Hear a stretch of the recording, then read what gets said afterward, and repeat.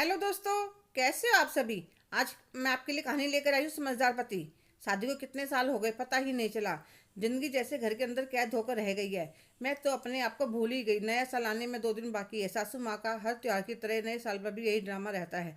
अपनी दोनों बेटियों को और पास में ही उनका भाई रहता है और एक छोटी बहन। सबको यहीं बुला लेती हैं। सब एक साथ नया साल मनाएंगे। आज फिर सुबह ही शुरू हो गई थी। बहू ओ बहू आ जाओ, लिस्ट बना लेते हैं क्या क्या बनाना है। अब की बात सुमन ने भी सोच लिया था। मैं भी नया साल अपने बच्चों के साथ एंजॉय करूंगी। यह नहीं कि 3 3 दिन तक काम में लगी रहूं और मेरे बच्चे और विराट मेरा इंतजार करते रह जाते हैं। बाकी सब खूब गेम खेलते हैं, खाते पीते हैं, एंजॉय करते हैं और सब कुछ फैला हुआ छोड़कर चले जाते हैं। मैं सासू माँ के पास आकर बैठ जाती हूँ। हाँ मम्मी जी कहिए। बहू मैं सोच रही थी अब की बात सब्जी पूरी की जगह मखनी दाल, शाही पनीर, स्टफ नान, दही बल्ले और मूंग की दाल का हलवा बना लेते हैं। और हर बार पकोड़े, समोसे, ढोकला नाश्ते में अच्छे नहीं लगते। अब की बार पनीर टिक्का, सोया चाप और चाउमीन और कुछ फ्रेंच फ्राई बना लेना। तुम्हारे हाथों में बड़ा स्वाद है। सब बढ़िया बना लेती हो। वह बात तो ठीक है मम्मी जी, पर अब की बार मैं कुछ नहीं बनाने वाली। क्यों, क्या हुआ मम्मी जी? मैं इस घर की बहू हूँ, कोई काम वाली नहीं। कोई भी 30 त्योहार आता है, आप 20 25 दिनों का खाना बनाने का ऑर्डर कर देती हैं। मेरा तो नया साल पूरा दिन घर की सफाई करने में, बर्तन मांजने में चला जाता है। एक दिन पहले डस्टिंग करो, अगले दिन खाना बनाओ, रात को 12 बजे के बाद खा पी कर सब चले जाते हैं और मैं अगले दिन बर्तन करने में, घर की सफाई करने में लग जाती हूँ। उस दिन काम वाली भी नहीं आती। मेरा भी मन करता अपने बच्चों के पति के साथ एंजॉय करने का।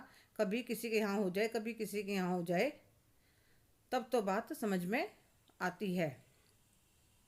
पर हर साल हर त्योहार पर मैं ही क्यों? बहुत तुम्हारा दिमाग खराब हो गया है क्या? तुम्हें पता भी है तुम क्या बोल रही हो? मेरे सामने ज़्यादा जुबान चलाने की जरूरत नहीं है। चुपचाप जाकर तैयारी शुरू करो, क्या क्या सामान मंगवाना है और पहले घर को ठीक करो। मम्मी जी मैं कुछ नहीं करने वाली।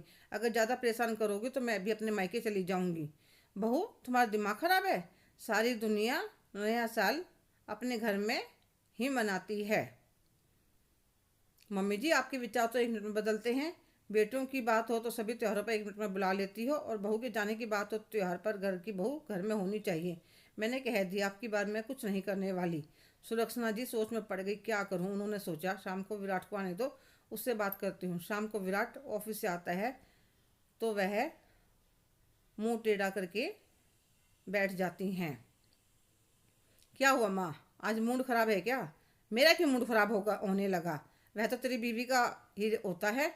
अब कोई मुझे बताएगा क्या हुआ है? तो सुलक्षणा जी कहने लगी, देख अपनी पत्नी को कितनी जुबान चलाती है। कह रही है अब की बार नए साल पर मैं कुछ भी काम नहीं करूंगी।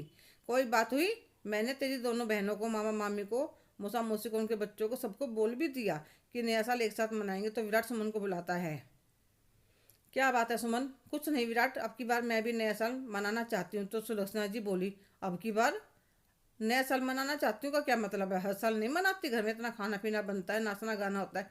मम्मी जी वह सब आप सब करते हो, मैं नहीं। देखो विराट, एक दिन मेरा घर की सफाई में निकल जाता है, 31 तारीख पूरा दिन खाने की तैयारी, नाश्ते की तैयारी में निकल जाता है। रात को सब जाते हैं तो घर इतना फैल जाता है, इतना ढेर बर्तनों का हो जाता है। मैं तो नए साल में यही काम करने में लगी रहती हूँ। अब की बार मेरे मायके में भाभी के साथ नया साल पहली बार है। ना मैं 31 को जा पाऊंगी, ना मैं 1 तारीख को जा पाऊंगी। मेरा भी मन करता है। ठीक है आप दोनों शांत रहो, मैं कुछ सोचता हूँ।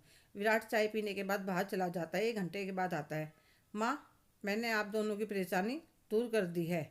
आपकी बात भी रह जाएगी और सुमन की भी। तो सुलक्षणा जी कहने लगी, दोनों की बात कैसे रहेगी विराट? माँ थोड़ी दूर पर किसी ने एक नया पार्टी हॉल बनाया है, 30 से 35 व्यक्ति के हिसाब का है। मैं वह बुक कराया हूँ, वहीं खाना पीना सब देगा। पर बेटा वह तो बहुत महंगा होगा। नहीं माँ, घर में भी पूरा खर्चा लग जाता है, ज़्यादा लंबा चौड़ा फर्क नहीं पड़ेगा। सुमन तुम अपने मम्मी पापा भैया भाभी को भी आने के लिए कह देना, सब एक साथ नया साल मनाएंगे। सुमन खुश हो जाती है। आज सुमन तैयार होते हुए बहुत खुश थी। पहली बार नए साल की पार्टी के लिए तैयार हो रही थी। नहीं तो हर साल रसोई में ही लगी रहती थी। विराट को कहते, थैंक यू विराट, आज मैं भी सबके साथ नए साल को वेलकम करूंगी। सुमन अगर तुम ये परेशानी मुझे पहले ही बता देती तो मैं पहले ही हल कर देता। अब तुम्हें पता है आदमियों का दिमाग इन चीज़ों में कहाँ चलता है। कोई बात नहीं विराट, तुमने मेरे लिए इतना सोचा और करा, मैं उसमें बहुत खुश हूँ। और वह विराट के गले लग जाती है। हेलो दोस्तों, कैसे हो आप सभी? आज की कहानी आपको कैसी लगी? कमेंट करके ज़रूर बताइएगा। अगर आप मेरे चैनल पर नए हैं तो प्लीज़ लाइक, शेयर, सब्सक्राइब करना ना भूलें। धन्यवाद।